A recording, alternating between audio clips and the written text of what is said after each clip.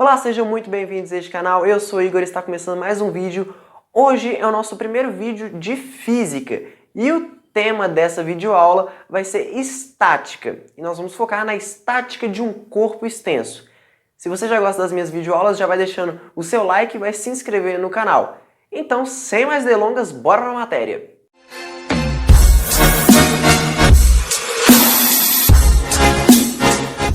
Bom, para a gente entender primeiramente estática, nós temos que entender primeiramente o que é equilíbrio. Nós temos dois tipos de equilíbrio. Nós temos o equilíbrio cinético ou dinâmico, onde o corpo ele se movimenta em uma velocidade constante, e nós temos o equilíbrio estático, que é o que nós estamos falando, onde o corpo está em repouso, ou seja, o corpo está parado. Dentro da estática, nós temos os corpos extensos e os pontos materiais. O ponto material é aquele objeto que o tamanho não vai importar para a gente, o tamanho é desprezível. E para que o ponto material fique em repouso, ou seja, para ele ficar parado, a soma das forças que atuam nele, ou seja, a força resultante, tem que ser igual a zero. E para que ele fique em estática, ele não tem que sair do lugar. Se ele não sair do lugar, ele está em estática. Bom, agora, um corpo extenso, para ele ficar parado, nós temos que considerar duas coisas. A primeira, ele não pode translandar, ou seja, ele não pode se movimentar. Para isso, a força resultante tem que ser igual a zero. E também, o corpo extenso ele não pode girar. Para ele não girar, o momento da força tem que ser igual a zero. Ou seja, o momento resultante das forças tem que ser igual a zero. Mas peraí, beleza, eu entendi o que é força resultante, mas eu não entendi o que é esse momento da força. Vocês não se preocupam, porque o momento a gente vai entender esse momento na resolução dos exercícios. Mas simplesmente, momento é igual a força vezes a distância vezes o seno de um determinado ângulo. Simplesmente essa é a fórmula, mas você vai entender direitinho na resolução de um exercício. Já que nós estamos falando de exercícios, então vamos aí com uma resolução de exercícios para vocês entenderem essa matéria. Pessoal, vamos fazer um exercício primeiramente de uma estática de um corpo extenso. Em uma próxima videoaula eu faço exercícios sobre ponto material. Vamos primeiro focar na estática de um corpo extenso. Bom, como exemplo eu tenho aqui uma barra de 1 metro de comprimento e eu tenho duas forças sendo aplicadas nessa barra. A primeira força a gente vai chamar de F1, ela é igual a 10 newtons, e eu tenho aqui essa força F2, que eu não sei o valor dela. E essa barra ela está presa em um ponto, e esse ponto exerce uma força para baixo, que é a força P. Bom, eu quero achar essa força aqui, ó, força F2. Mas, como a gente já tinha falado, o corpo extenso, para ele estar parado, ele tem que ter a força resultante igual a zero e o momento das forças aplicadas a esse objeto, ou seja, o momento resultante, tem que ser igual a zero.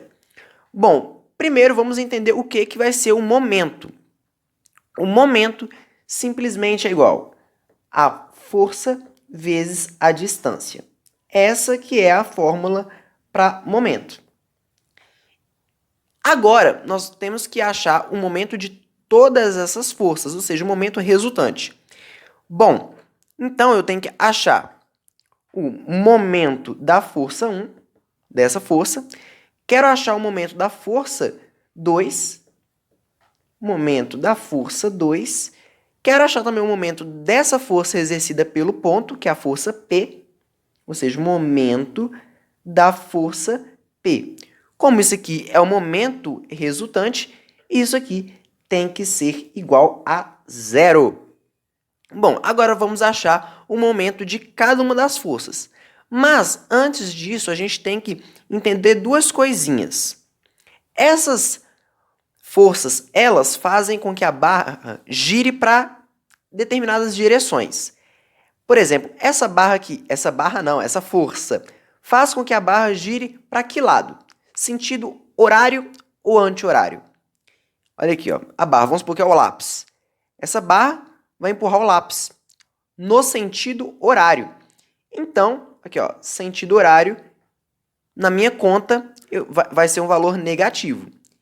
Se a força faz o outro sentido, o sentido anti-horário, que no caso vai ser a força 2, F2 aqui, ó, ela vai fazer com que a barra gire para onde?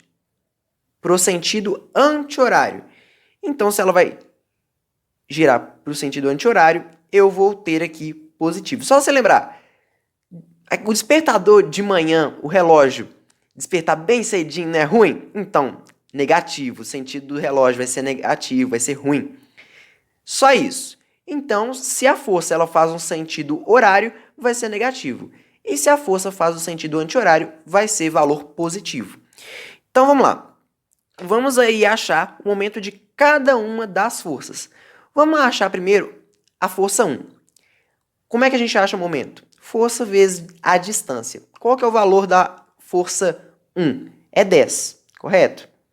10 vezes a distância. Que distância é essa?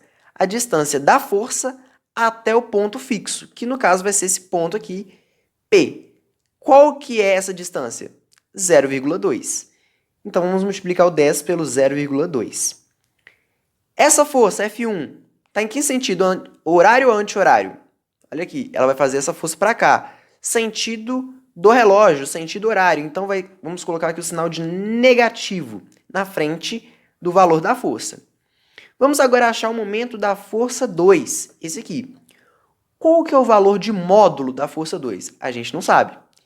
Então, vamos manter aqui, F2.